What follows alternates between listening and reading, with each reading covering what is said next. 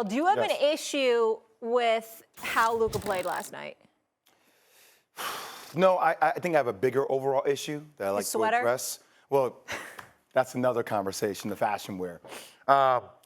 Look, let me preface everything I'm about to say by Luka is one of the most offensive, gifted players that the game of basketball has ever seen. I love watching him play.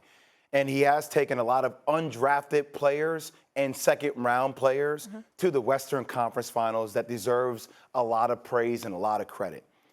But I will not let anybody ever again, until he proves it, put his name in the same conversation with LeBron James. I won't do it. I'm not going to do it. I'm not even going to come out with the similarities of passing, the footwork, the body size, all of that. Because I think for me, for Luka's name to be mentioned in that same category, even though the stats may start to, associate him in that realm, LeBron James, the effort that I saw him give on the defensive end, night in and night out, it's just different. It's exponentially different. Now, we have Patrick Beverley on our network for the last couple of days, and his commentary is always very He's coming enlightening. on the show, by the way. Enlightening. And he talked about certain players in the NBA being cones, right? I don't know if you saw, there were multiple times where I'm questioning the effort of Luka defensively. Jordan Poole had him on skates where he blew by him. There are times defensively in transition where Luka doesn't even run back with a sense of urgency. So when I start talking about the great players in the game, the greatest players in the game, that 0.0001%, you at least, even with Steph, I'm seeing him give effort. He may not be as great as a defensive player as a LeBron James or Michael Jordan, these guys, but he's giving effort. He's showing you that mentally he is applying himself. And for Luka to get his name in that upper echelon as the LeBron James, the Giannis's, I need there to be effort. And I think that's the next step we're seeing in the evolution of his game. Now, his body may not ever be able to change, but the conditioning aspect, not only of his body, but of his mind, about him drawing a line in the sand and being that complete player on the offensive end to a certain degree on the defensive end, that's what I need to see from Luka. That sets a tone for the rest of the players on his team for him to take that next step. Well, you're not wrong. You're just not complete. Luka just finished averaging 28, 9, and 8 during the regular season.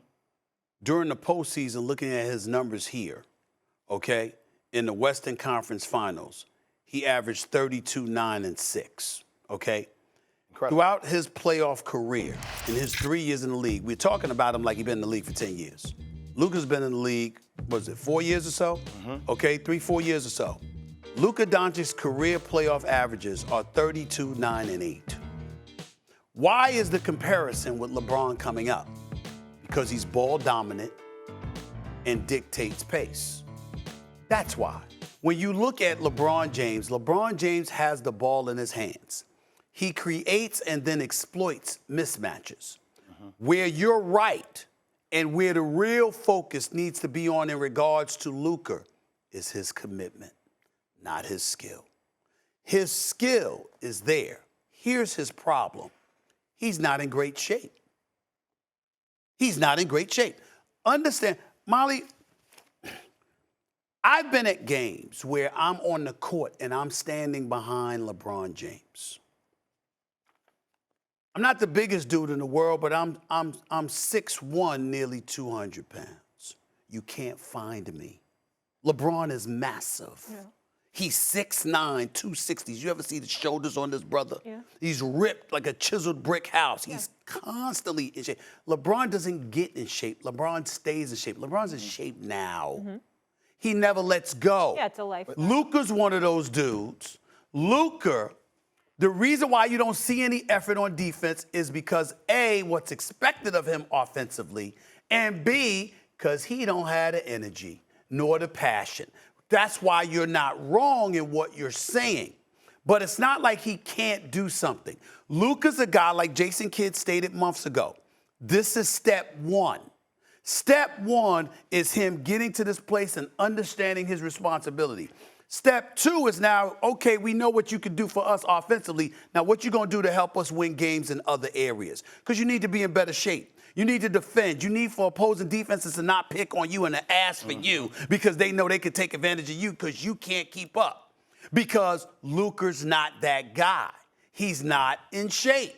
And so as a result of it, when we talk about a guy like LeBron James, for example, let's understand, of all the great things that LeBron James has achieved, 10 NBA trips to the finals, 10 trips to the NBA finals, 4 championships, etc.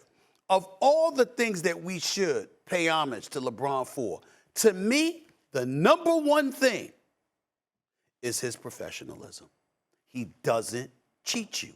He's always in shape. He's always ready. You literally have to hurt him for him not to be ready, because he takes care of himself, because he understands the responsibility that comes with being a professional, and he embraces it and lives up to it.